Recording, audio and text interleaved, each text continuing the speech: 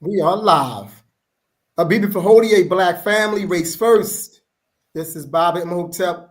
Welcome back once again here at the School of Urban Philosophy, where we are always straight up, straightforward, and straight to the point.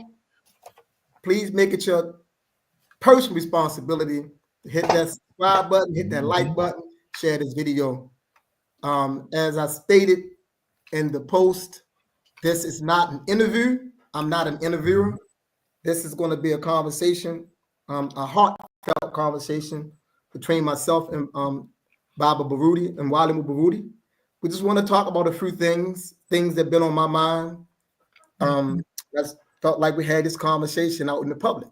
And one of the things that's really pressing for me is this ideal of African spirituality, because of the last several years, I hear a lot of people talking about African spirituality. They're, claiming to subscribe to African spirituality, the various different systems. But then when I take note of what I'm watching, I'm not seeing a character change. And that's like, I don't understand how you can, profess to be spiritual, but yet have, this jacked up character, and you don't see the relationship between spirituality and character. To me, that's a form of European religion. So that's what I see. And I argue and I maintain in my book, I argue that the essence of spirituality is good character. The essence of it is good character. The basis of spirituality is to make you a better person. So we can show up as a better person. And our task is for us to strive to be righteous, to be spirit, to be what we are by nature. But spirit must be manifested. We must bring spirit into existence. We must manifest spirit. And that's only show up in our character. So that's part of the conversation that I want to have, among many other things. But I most definitely would like to, put that out there. And we can just pick up from there, Baba Baruti. We can just talk about, from your vantage point, the things that you've seen over the years, and, the inspiration behind Higher Ground. And I know many people see our books are the same color. The books came out the same year. And for those who have brought it to my attention, know me and Baba was not in communication when we was writing these books. Not at all. I had no idea that he was writing Higher Ground. And nor did I know that he was writing about the particular perspective that he was. And he had no idea at the time that I was writing this book that I call Nommo, which is also about African spirituality. It just happened to happen that way because the ancestors moved us to produce these materials during the time period we produced these materials, because there's a need. There's a need for clarity within the Black community. So I'm gonna park right there and let you get in here, Baba. And what are your thoughts? Oh, I agree 100%. There are, and I don't believe there are any accidents. I don't have any evidence of that. But I don't believe there are any accidents. And I think there's a reason why both of us write the way that we do. I read your stuff and you read my stuff, and we're not writing from each other. I don't see that in the work whatsoever. Like you said, I didn't know what you were writing, and you didn't know what I was writing. But there is something, I would say, it's something in the air, and it's been in the air for a while. I began to delve into this when I wrote an essay entitled "Self-Serving Spirituality," which I think is a menticide. But I began to look at this individualism, which is so pervasive in folks who are practitioners. Many of the folks who are practitioners, not all, because I know some who are not. Yes. Many of the practitioners of African spirituality, they're no different than the European. Just like many years ago, folks would say, well, folks who ran into spiritual systems in African spiritual system, they simply ran from the church into what they saw as the church. It's kind of like a blackened church system, like they did, with Santa Claus. But this is at the heart of, and of course you can correct me if I'm wrong, the heart of what we write about is the warrior's character and the problems that we find in that.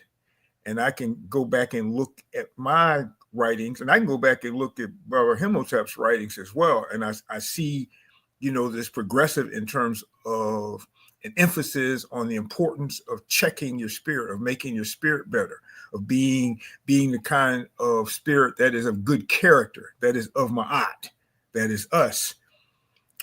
So when I first started on this journey real quick, I wrote a Safo because I thought that the issue was we didn't have a definition of manhood that was solid. And we do have that. The problem is that we don't practice it. And after writing a Safo, I wish I had written Iwa first, because the problem that I saw once that was done was, we don't know, or we know we're not practicing good character. So how can we walk around talking about we're our ancestors? We can quote Ma'at, we can talk about the principles of Ma'at, we can talk about the principles of Ifa, we can talk about all of these principles, all these guidelines, but they're not manifesting in our relationship with ourselves, our complements, our children, our community, our nation. Is not coming out. And we can't build what we're not. We can't create something that we're not. And we have to understand more than anything else relative to this, our socialization into a Eurocentric mindset, a way of thinking that is completely and totally the opposite of being African. And I often say from time to time, Europeans have taken every single solitary principle of Ma'at, flipped it upside down, and now we're celebrating it and taking it to the next depraved level. So we're moving away from what, the African needs to be removed from the statement. Just say character, whatever that may mean, Eurocentric character, because this is an African character in terms of what I see. And we're trying to, at the same time, you're having the movement toward building, nation building. And while we're doing this and we're getting excited and we're upset and all the rest of this, we're not connecting the fundamentals, the foundation of being of good character to creating a good nation. We're not making that connection. And all of that lies for African people. All that lies in spirit. We're not disentangleable from spirit. We can't separate ourselves from a meaningful way. And if we did now, then we can't claim to be African, because that's not our ancestors. That's not what they did. They held that first and foremost. They held that tight because they understood. Just like other people, other people, they don't forget their traditions when they move forward. If they're powerful, then they hold on to traditions for dear life. But we're trying to pretend like we can be African without being our ancestors, without following the principles of Ma'at. And of course, it's different when you are dealing with other Africans who are clear than when you're dealing with Africans who are not clear, don't want to be clear, Europeans, other enemies, whatever. But we can't claim to be African if we're not trying to be our ancestors. And our ancestors were all about the business of being a good character, being of mind. Yes, I agree 100%. Interesting. I was thinking as you was speaking, like you said, you wrote a Safo, then you put that, you give us Iwa. It's because of these observations that you are making. You're sitting back, you're looking out, and you'll see what's happening and what's not happening, and coming to realizations of, we need these weapons, these tools to help us be clear about how to do this work. And that's the same way that I look at it. And one of the observations that I come into, because I started working on putting together this idea of looking at African spirituality from the perspective that I look at it from about 15, close to 20 years ago, when I started looking at it, because I realized that to a great extent, when we hear the word spirituality, we assume religion, even though a lot of us might say otherwise. You know what I'm saying? It's so ingrained that when we hear spirituality, what pops up in our mind is religion. Absolutely. And so that's just what we begin to manifest, a religion. So I realized that most people, even those that do the reading, they don't have a clear idea or a clear conception of really what African spirituality is. So they can't really act and behave. So one of the things that I introduced in my book is a concept that's called spirit living. So I say spirit living. So when a person hears that, they can't assume anything. right? The only thing you can do is allow yourself to be open to understand what it is. Because I think at the end of the day, for us as African people, to be ma'at is to be righteous. And to be righteous is to be living in the spirit, to be what we are by nature. I think that's the task. And I think to a great extent, the work that we do here on the physical plane is a work of remembrance. How do we remember who and what we once were before we got here? Like, who were we before we got here? And I think our task is to remember that. And that remembrance process is a process of refinement. We refine ourselves through that process so we can be our actual selves, which is spirit. And that's to be righteous, which is ma'at. And so in the book, I argued that for us to be spirit is to be human. Spirit is to be human, which are one and the same, and to be human is to be African. Because for me, to be human doesn't encompass every walking, talking being that's on the planet. I don't conceive it that way. Every walking, talking being don't meet the qualifications of what it means to be a human. I argue that because there was a time period when only we were the ones standing on the planet. So our concept of what it meant to be human couldn't include anybody else because they wasn't around. So we couldn't have said that we couldn't have said we included the quote unquote the Chinese, the European, and all these other individuals because they were not around when we had an idea of what it meant to be human for a very long time. And if we look at ourselves during that time period, we'll see that the greater emphasis was on being a good person. Absolutely. It was on being a good person. And so now we have to understand that what's taking place is that the idea of what it means to be human have been usurped. It have been usurped by these people, and they have written themselves into it and then given it back to us like it's this general term that includes everybody. And, we buy into that. But if we truly walk in the path of what it means to be spirit, we know that to be human can't include every single person, Mike. To be human got to be by our own ancestral definition, our own ancestral concept. And to be human, to be divine, to be human, to be spirit, to be righteous, to be ma'at, all one and the same. And when you say to be human, what you just said, of course, it's like listening to myself. When you say to be human, and we're not objecting to that because we still have them as our center. We don't have our ancestors at our center. We have Europeans at our center, and we don't want to. I don't want to say offend because that's a really light way of saying it. But we don't want to offend who we are. We think that we're them because that's what we see. It's like talking to children, and they look at what they see around them today. Some children, they look at what they see around, and they think that this is the way that it's always been. But like you said, they weren't around when our ancestors were writing Ma'at. They weren't around when they were trying to figure out, what it means to be human. The way they define human, if you were a serial killer, then you didn't qualify to be human. It was something that you had to prove, and you weren't born human. It was something you had to prove. You had to be that. You had to, that be African. We also, when we're digging back, because a lot of this should be common sense. We look back, most people I've read, I really haven't read, maybe one person I've read who hasn't, but the vast majority of people I've read, they call traditional ancient African society communalism.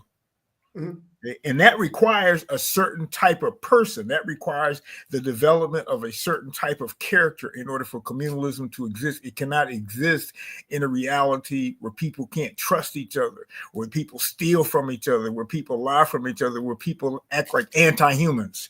It cannot exist. So that tells us a lot about our ancestors. Like you just said, if we're going to be spiritual in a true African sense, that means we have to go back. It's a process, as you said, and I like the way you said, of remembrance. And that process, as you remember more, then you become more spiritual. You become more African, assuming that you apply what you're learning.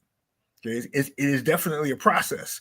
The simple, and for me, it's always important to come up with things that people cannot deny, that we have touched on in our lives, and we've seen movies named after, that make us realize the simplicity of being a good person. the movie Do the Right Thing. Before it came out, I heard that, all my life, Spike Lee's Do the Right Thing. I heard all my do the right thing, do the right thing. What does that mean? That means that you don't do what's wrong. That's Simple right. things like if it helps African people, it's good. If it hurts African people, it's bad. These aren't complicated. It becomes a problem. We start, adding all of these words on to statements that are perfectly clear and will lead us in the right path. You look at the principles of Ma'at, they're all real simple. There's no complicated, sophisticated, if you will, language up in there. Everything is plain, straightforward. What do you say? Say simple. It's about being of an honest character. We have reached we got to look around at this. We have reached a point where to lie to yourself about who you are, if you're trying to pretend to be spiritual, has become the norm, where you can get away with day in and day out lying to yourself about what you're about, and lying to other people what you're about and what they're supposed to be about.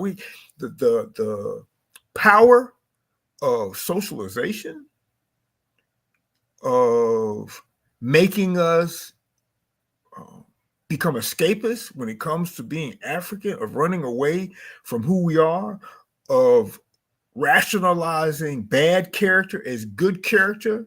The idea of bringing people up, that it doesn't make a difference, this is real simple. It doesn't make a difference how you treat other people as long as you win.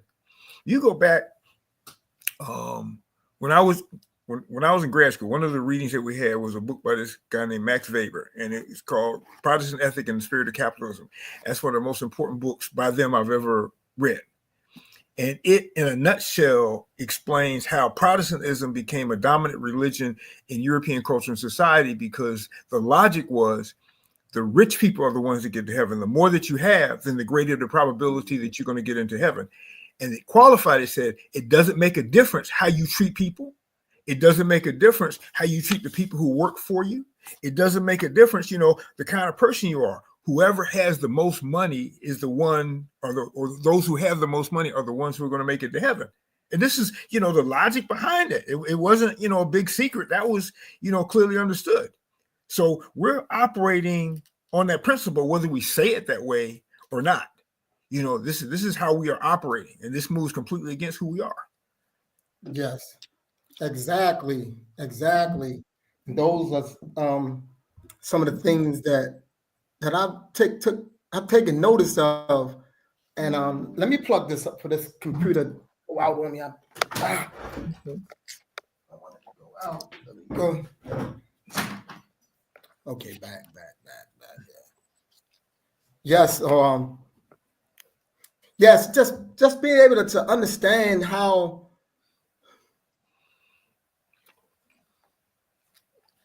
so much is missing, and I like to think of it in terms of problem solving. I see the situation as a problem, like we are confronted with a serious problem that requires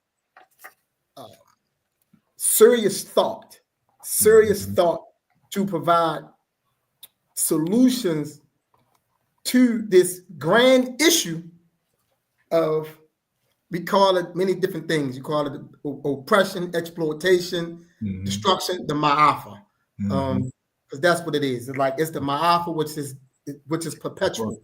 And I oftentimes stress to people that the Mafa is not a singular event within time. It's a perpetual process within time.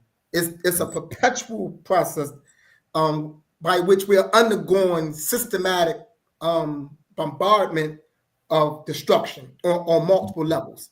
One of the things that I've been noticing in relation to what we're talking about in terms of spirit, I've been noticing how the quality of the character is so low that we begin to behave and do things historically we didn't once do.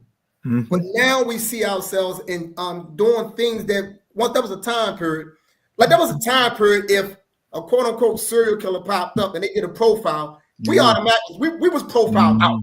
We wasn't even profiled in, because it just wasn't our thing, and they knew that, you know what I'm saying? But now, you know what I'm saying, we find ourselves finally in these profiles. There was a time period, when if a Black woman had a child and she felt like she couldn't take care of the child or whatever, somebody in the family took the child, but the child wasn't left nowhere. The child wasn't thrown out a window or nothing like that. You know what I'm saying?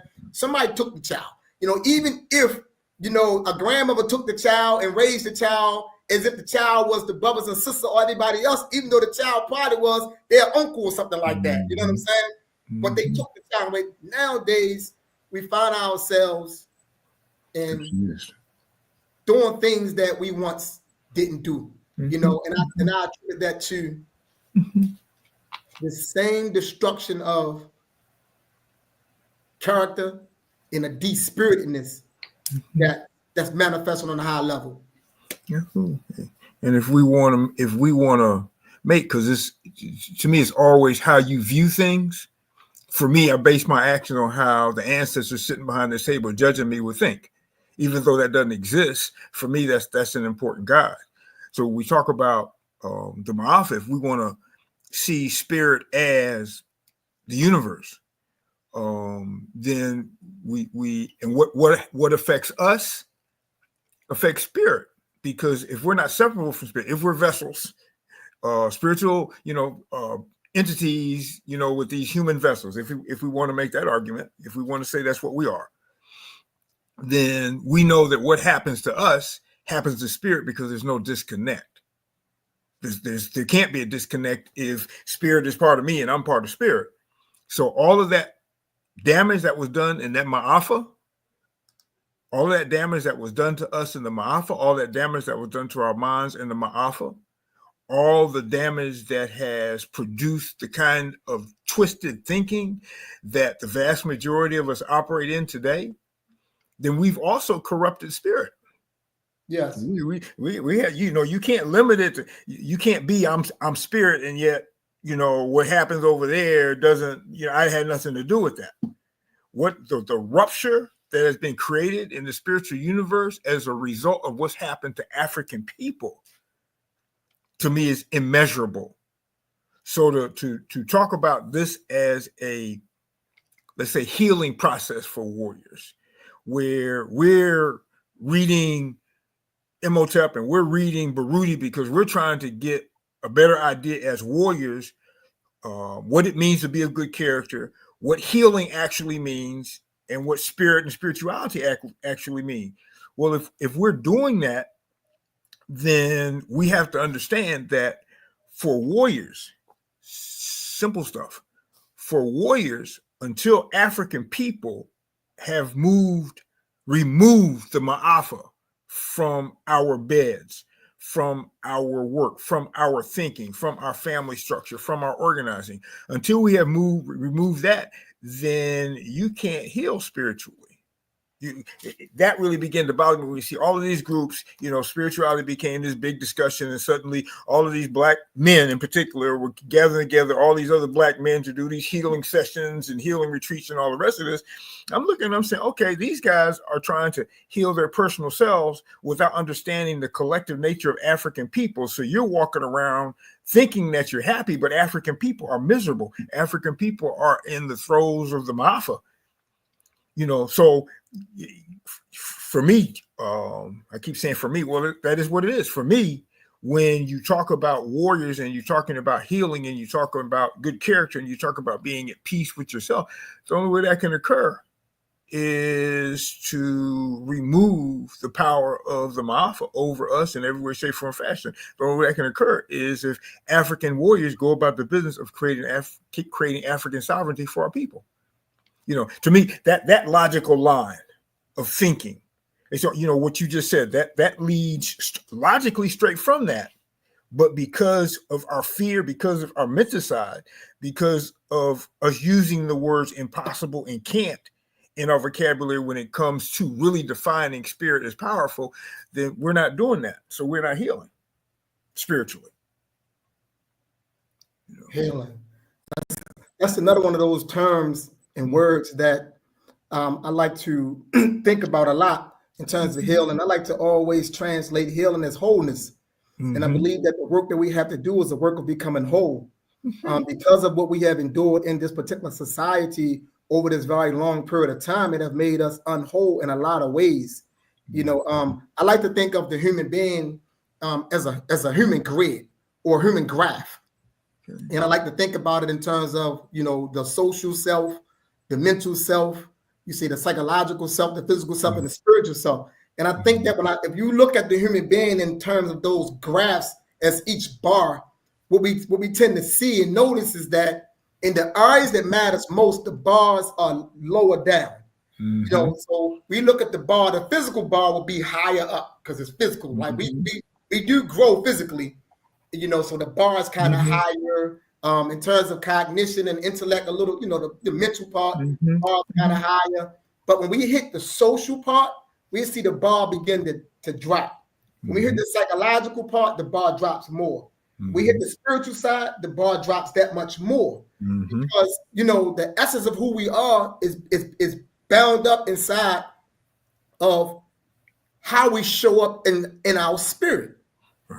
In this particular society, in this context, what we've been subjected to experiences that have inhibited the spirit, that have crippled our psychology and arrested us mentally. So we are mentally arrested on a lot of levels, psychologically, crippled, and spiritually just, inhibited and arrested. So when it's time for us to show up in our best selves, it's very hard to do so because those parts of us that enables us to do that have been damaged. So the work I tell people all the time, I say a great deal of the work that has to be done is we have to get out of the stage of the formality, because we tend to confuse the formality with the actual spiritual practice. And I tell everybody, spirituality is not the formality, although formality is necessary. Spirituality is the actual practice. It's the actual beingness that renders you spirit. It's the being that's the most important. Not formality, not learning all the slick phrases, the African prayers. It's not that, even though those play a part. The greater part of it is how we show up in our actual being in relation to one another. Because I'm only as good to the degree that I'm good to other African people. I'm not good in isolation. Like who we are is always in comparison to one another.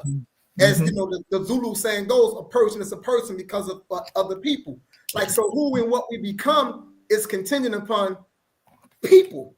So like getting back to the part of communalism, it's contingent upon the community, and the community is composed of good people. So you got a collection of good people, or a collection of these families that are striving to be the best selves. In a collection, a congregation is what allows people to show up as their best selves.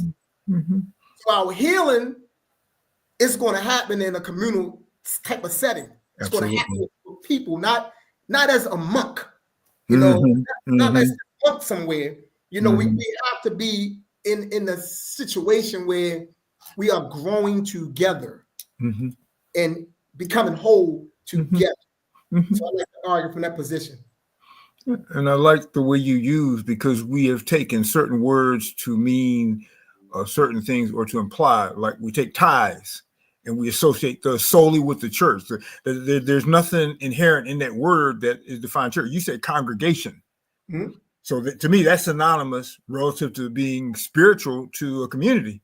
Yes. They're one and the same. That Ubuntu, I am because we are. That's African, and we find folks saying that, but they're not doing that.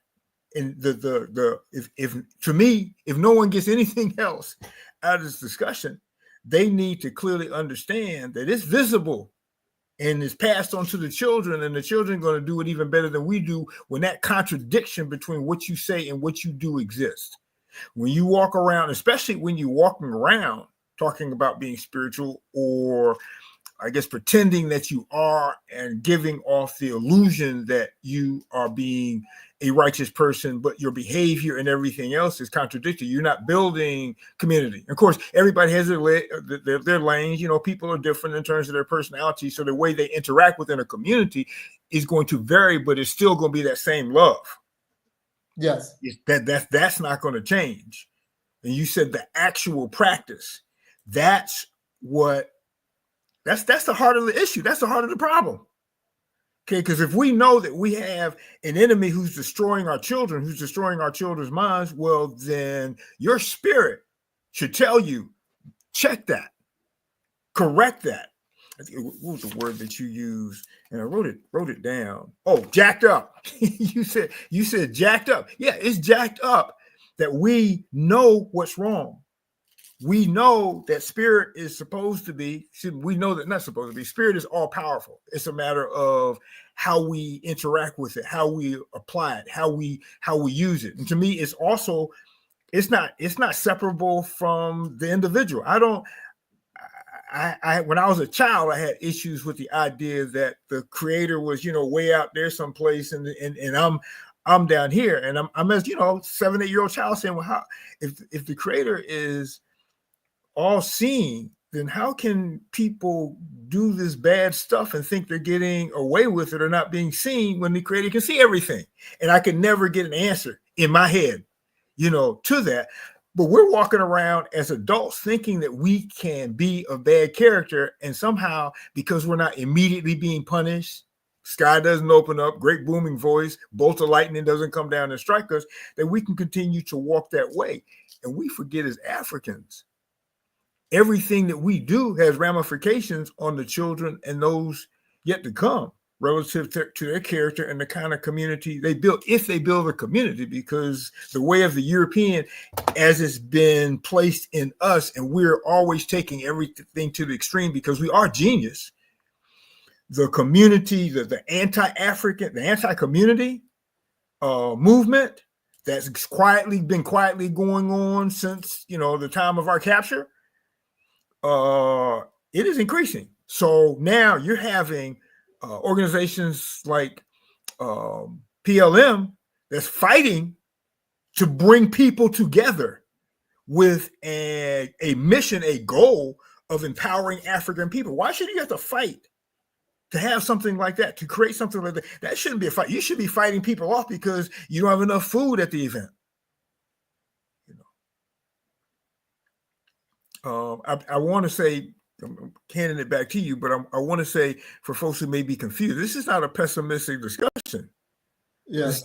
This to me, if you can't indicate what the problem is so that you know what to change, like this you say back in the day, how are you going to solve the problem? You don't understand the problem. So this is not a pessimistic, this is a very optimistic discussion.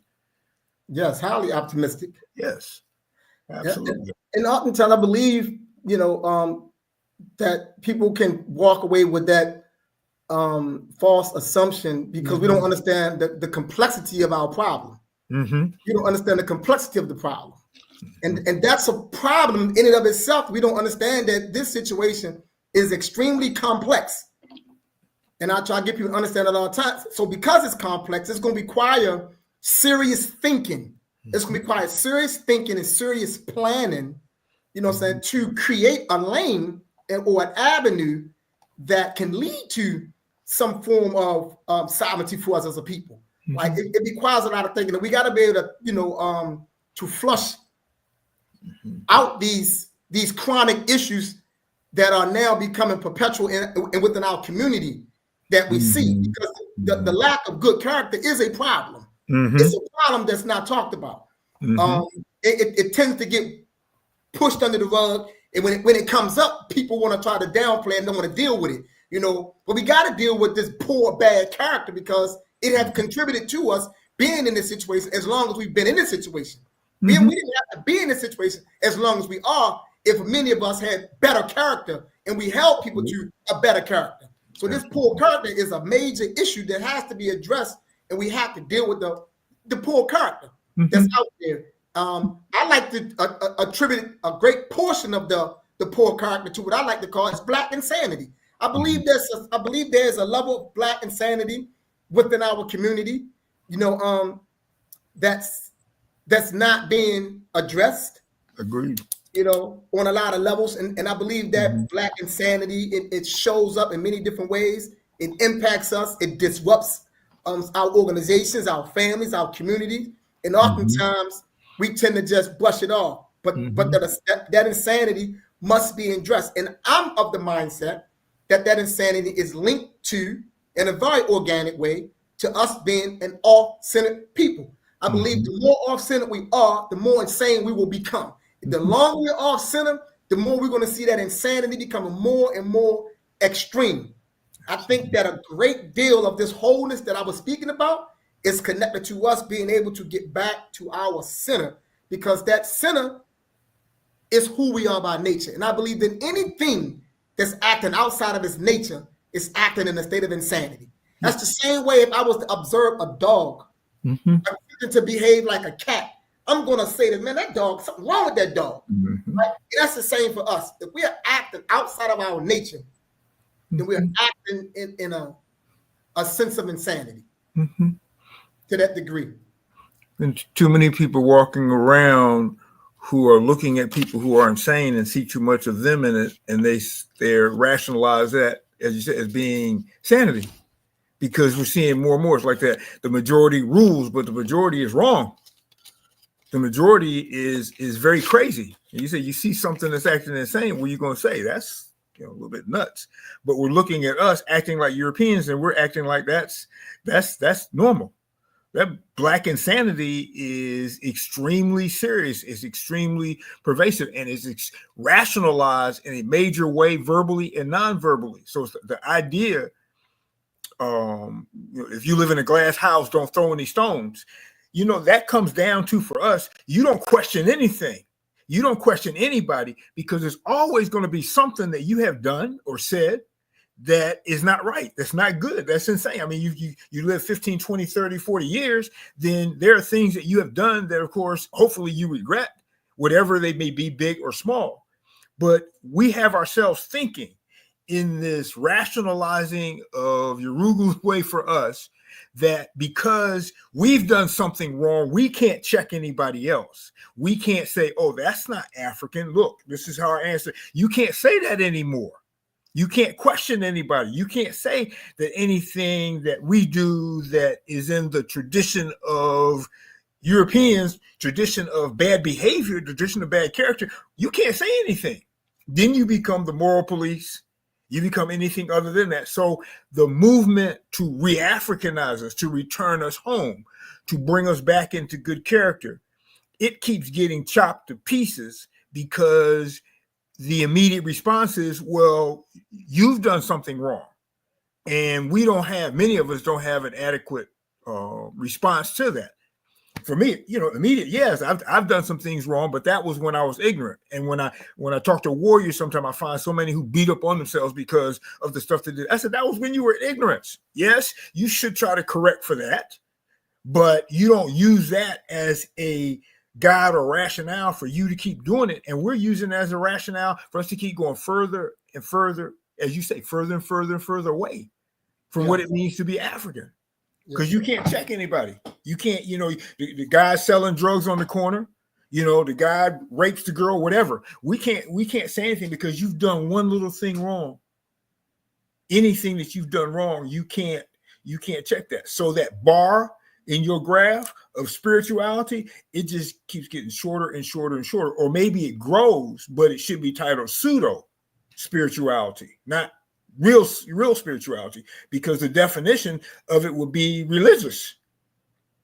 To me, it's extremely problematic how we've come to this point where we refuse to check anybody else, even when they're doing damage to our children, because, you've done something.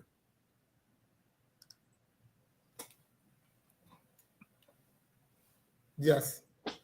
Pseudo is it's a good term. Yeah, absolutely not real by our definition. Yes. Yes, this is most definitely is a good term. And I think like the insanity that I speak of, like there's an individual here. I didn't delete this person for a reason, because I wanted to make my point, because if I'm in disagreement with something, I'm not even going to come on to your channel and try to be disruptive. But this particular person is attempting very hard to be disruptive, want to be engaged, want intention. That's the insanity that I'm speaking about. You know, they, you know, I think she, you know, she said, "You're clowns," referring to me. You know, I'm a clown and all this other stuff. You know, but that's the insanity. See, that's a part of the insanity that I wanted us to see. Like it's that right there. You know what I'm saying? Because there is nothing else better for this individual to do but to attempt to disrupt something good. If it's problematic, then why are you here? But that's the insanity, you know. But I'm used to that kind of personality. Well, that's why on my Facebook pages, however long they may last, I'll quickly remove you as, you know, a quote unquote friend, because you that will end up consuming so much of your time. We warriors end up engaging because they want to correct people. They want people to see the truth that they see. So they will engage people who do not want. That's not what they're there for.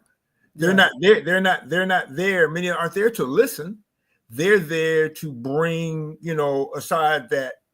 I mean, it always takes me back to elementary and middle high school, where when there was a fight, you hear everybody fight. They don't care who's fighting. They don't care what the fight is about. They just want to see the fight. And that's part of this confusion that we find in the community today, where it becomes the revolution, the movement, the Re-Africanization process isn't about the business of building community, because if it was, then probably 95% of the people who are doing this day-to-day engagement and conversation will be building something.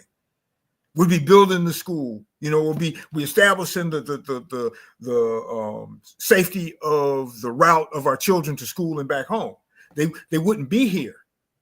And so I don't know how many people I have, you know, permanently blocked, removed as friends, because I can't waste my time with that. I come on, and this isn't about me. This, you know, saying this isn't about you, but I'll come on, I'll post what I need to post, I'll say what I need to say, and I'm gone. I'm going to do work. Yes, I'm going to do work. And sometimes people will confuse you because you come on as somebody who wants to engage in a meaningless, distractive debate. That's what I call it. Meaningless, distractive debate, which leads nowhere and cuts your time short. And the last point on that, one of our enemy's best weapons against us is wasting time. Because if your time's being wasted, you're being warred upon, but your time's being wasted, then you're not stopping the enemy from doing what they're doing. You're not building what needs to be done. You're pretending like the revolution is a conversation, and it's not. Certainly, talking is important. We have to communicate. Of course, that's important. But when this becomes what you do, this becomes your life, and it's just about one argument after another argument after another argument after another argument. That's what we say, counter-revolutionary, counterproductive, however we want to define it. Yes. So I agree. Baba Sakamwa says, stay focused. So yes, I'm focused, Baba, always. I'm never bothered by that. I've been receiving that, man, for a very long time. You know, but I know I like to make realistic points though, for the other people that's listening. I like to validate the things that I say in real time. So that's why I let it play out, so I can use it as a teaching moment. You know what I'm saying? Because I've come too far and I've done too much, you know what I'm saying, to allow any individual to ever distract me, because I know my mission is sanctioned by the ancestors. It's an impossibility. But I appreciate you, my brother, Brother Sakamwa, you know, for being who you are, as always. I appreciate all the people that showed up today to listen to this conversation. But back to the topic at hand, we got about 15 minutes left, Baba. And I want to most definitely continue to just draw out the issue of character, like we was just talking early on. And another thing I'm thinking to a degree of like causation. Like causation. I remember one time I was listening to the Jegna Dr. Wade Nobles. He was in a conversation. It was Dr. Wade Nobles and Mama Baina Bello, and I believe it was three of them, but I know those two was there, and they was just having a casual conversation like you and I. And within the conversation, he used this particular term. And the term that he used, he said he was, and referring to black people, he was saying black people have been conditioned to default to white thought. And he just said it real casual and kept going. And when he said that, like a light bulb went off in my head. I said, default to white thought. So what I did, I said, you know what? Let me write on that. Let me sit back and really open that up. Like, what does that look like? And as I started writing on it, thinking about it and writing on it, I realized it is so true. We've been set up in such a way that our go-to is their thought system in terms of their concepts, their labels, their categories, and their systems. Like, that's the default, and that's the only frame that we work out of. And then we use those frames to wage war against one another. Case in point, like the war that's going on with the class issue. Like, that's a big thing now, right? Everyone want to use class, as if we don't see that there's divisions amongst them. But I like to look at class differently.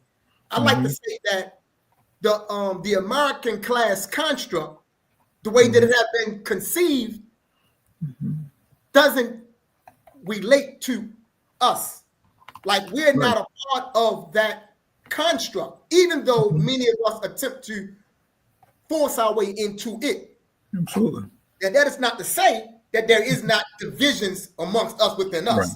Right. I'm saying that within their construct, we're not a part of that construct. So if there's going to be any class analysis, it has to be a class analysis that's derived from our actual situation. Absolutely. Right? So the class analysis can't come from this general situation, because this general thing don't apply to us. Right? So this class division or this class issue that they had in this land, they had that class issue in this land when we was enslaved. Yes. It wasn't like that didn't exist. We was enslaved. So we were never a part of the construction of their class analysis. And I'm saying that I be trying to get people to understand, like, we got to be very careful with how we use the terms that we use, especially when we're using their ideas and their concepts, right? Because what that does, it locks us into their thought systems. And when we lock ourselves into their thought systems, we're pretty much doing what? We enslaving ourselves. On some levels, it inhibit us from moving in our best capacity. So the class thing is something that I've been noticing now is like it's a big thing. It's class. Everybody forget, what I'm saying? We tend to forget that for hundreds and hundreds of years, these Europeans have used, race been the fundamental issue around which they've utilized to usurp power, to maintain power, to relegate other people to categories. So when you're thinking about, I think when you think about us, we can't say, well, race is just a social construct. It has no utility. So that can't be a part of this analysis. I think that's a mistake, in my opinion. Theories, escapist theories. When you Wait, no, it was incredible. And it made me think, when you said that, of course, it made me think about, Bobby Wright, menticide, but the part of his theory where you're thinking you've lost your mind and you're thinking out of the mind that's been given to you, but you forget that mind was custom designed for you by the people who put it there. So everything that you think, your analysis, your science, all that, even when you're looking at yourself, is looked at through European eyes. I remember, again, take me back to grad school, I remember when the Charles v. William Jewis Wilson class race debate was going on. And both of these black males who are supposed to be speaking for, both of them sleeping with the enemy. Both of them married to Europeans. But they're like the two heads of the class race argument.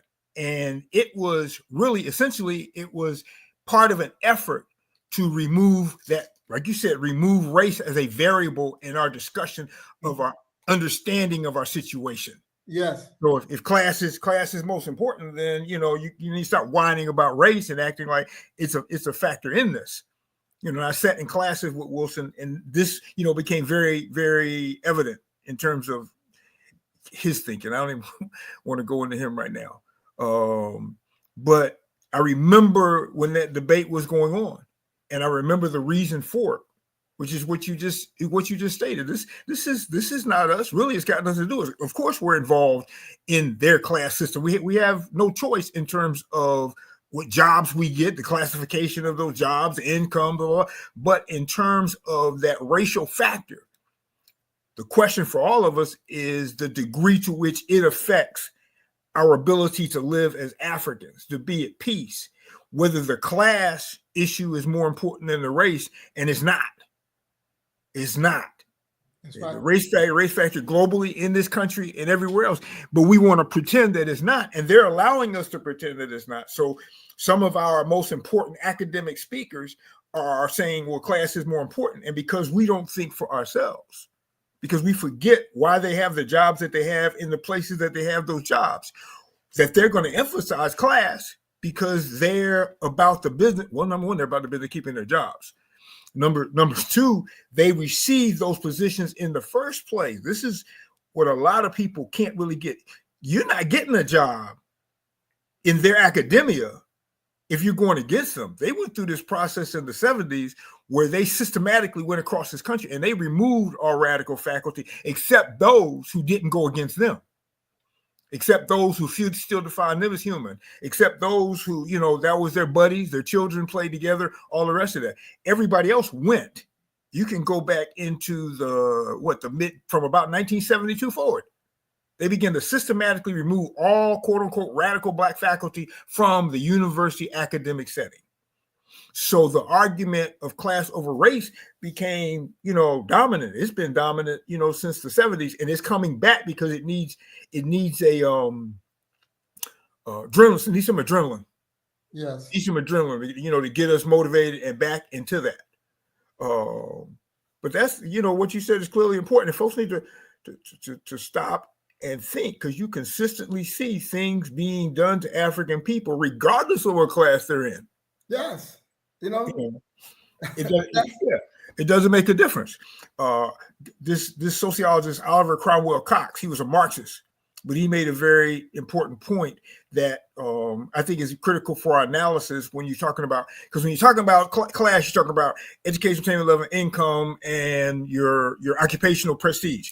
So when you look at the three of those, Oliver Cromwell Cox said, you have to understand that there is a class system among Europeans, and there's a class system among Africans, and there may be a little blending there, but they're two separate systems, and they're divided by a caste line.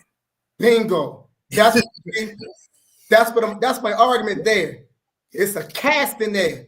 It's a racial class caste system in relation to us. So that's a more accurate analysis of our situation. Absolutely. So yes, Bob. I mean to interrupt that stuff. No.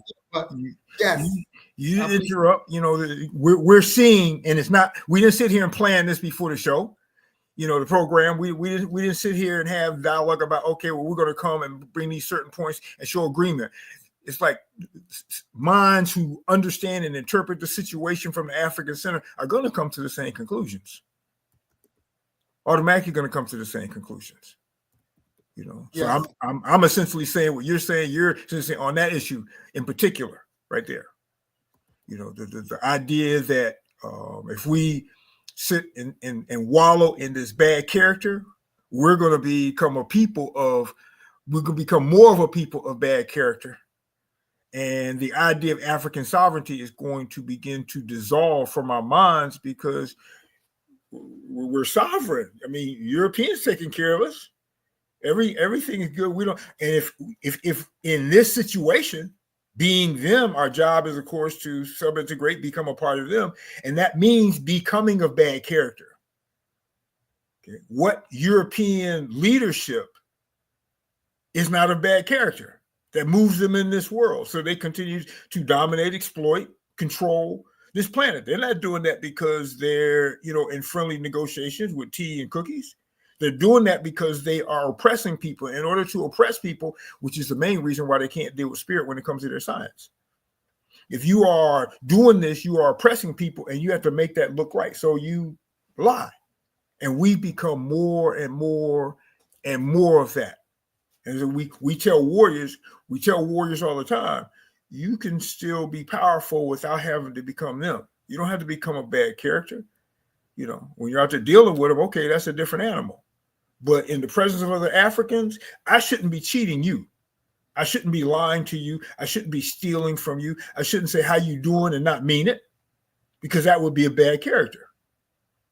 But we're following them because we see them as being powerful, and we believe that if we just imitate everything they do or become everything that they are, that we would become powerful like they are. And that's a mistake. I agree. And also to amplify that, to add to that mistake, it's easier for us to imitate them because we see them as being human. And that's a mistake. Yes. If we didn't see them as being human, then we wouldn't want to emulate them. Right. And that's the issue, right? We got to see them more accurately for who and what they are.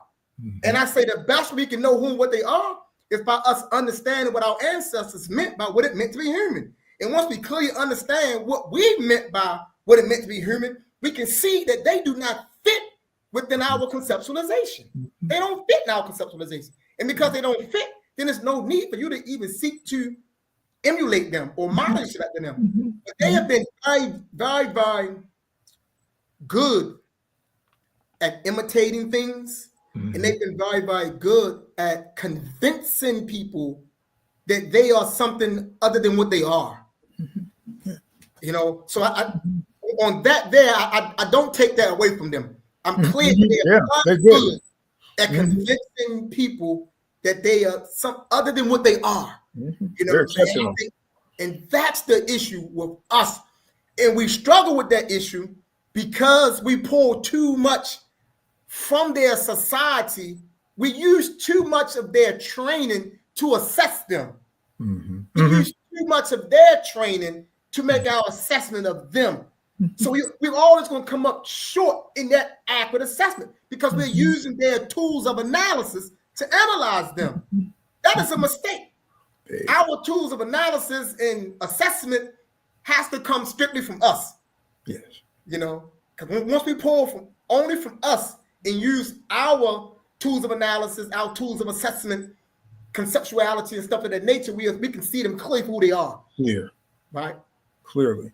Absolutely. We have to use what we know, what we can learn. We have to use our ancestors. We have to become who we're supposed to be. We say we were ancestors, but we aren't being them.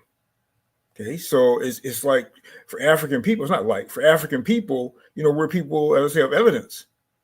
So if there's no evidence that you're being African, then to me, you're not. Just like if there's no evidence that you're being human, if there's no evidence that you're being a mother, there's no evidence that you're being a father, then obviously you're not. But within European culture, because of the way that they're defining things in this sterile, mass way, like you said, they are masters at concealing. They're masters at making people believe the exact opposite of what they know to be the truth.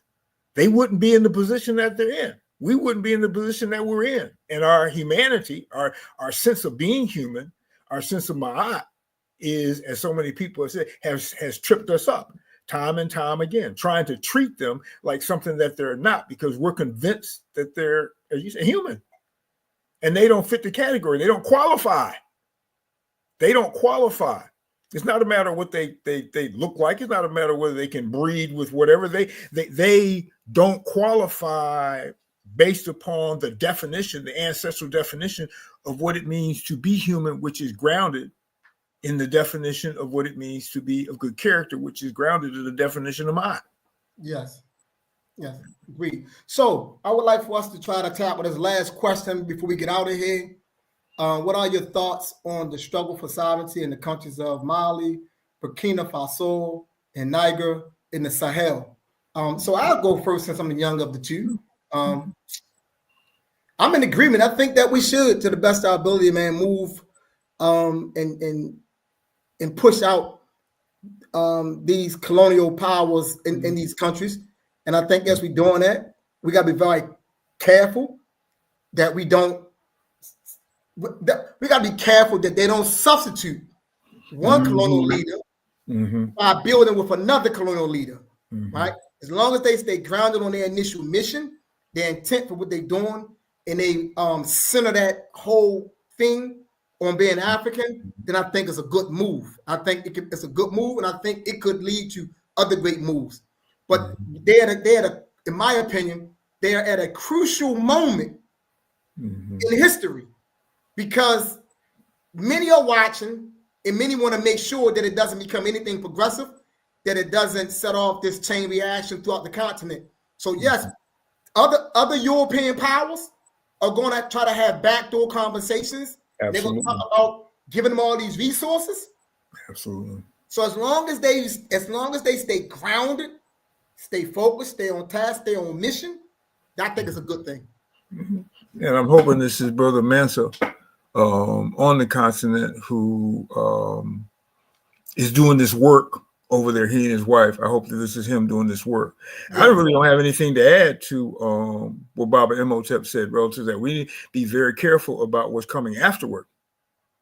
Okay? We have to make sure, I remember the Black students movement, where they form circles and they create organizations because the white folks on campus throwing rocks at them, throwing bottles. But as soon as white folks said, "Oh well, we love you, we'll stop throwing bottles and rocks," the organizations broke up all over the country. So we have to make sure, all of us, Pan-African, all of us have to make sure that we keep an eye that these governments, these individuals who are making these forward moves, that they continue to be held accountable to the idea of African sovereignty once this is over. Yes. So once again, I think it's a great thing, Brother Mansa, and I'm glad you posed that question. And I see you doing a good job too. Yes. By keeping it out there, keeping it fresh in people's minds.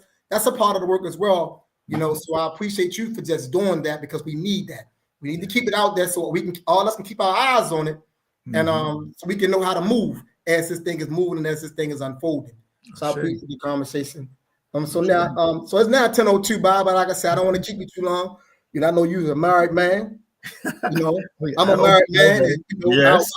Our wives gives us permission to do what we do, and I want to say that, in the most positive.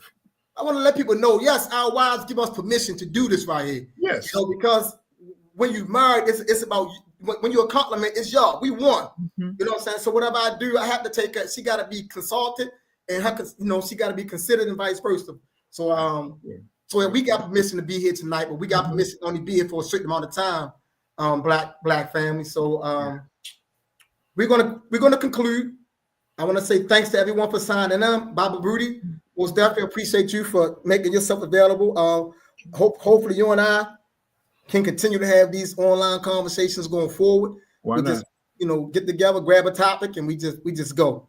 So we'll keep that going.